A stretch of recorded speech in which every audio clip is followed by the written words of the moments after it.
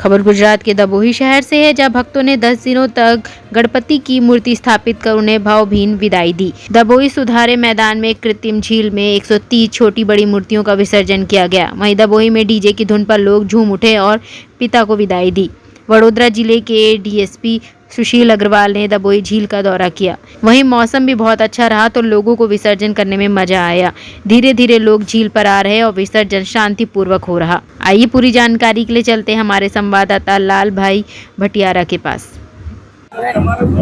આજે આ ગણપતિ સ્થાપનાના આખરી દિવસે ગણપતિ વિસર્જન નિમિત્તે ડભોઈ સ્થિત કૃત્રિમ તલાવની મુલાકાત લીધી છે અને તમામ વ્યવસ્થાઓનું અવલોકન પણ કરવામાં આવ્યું છે।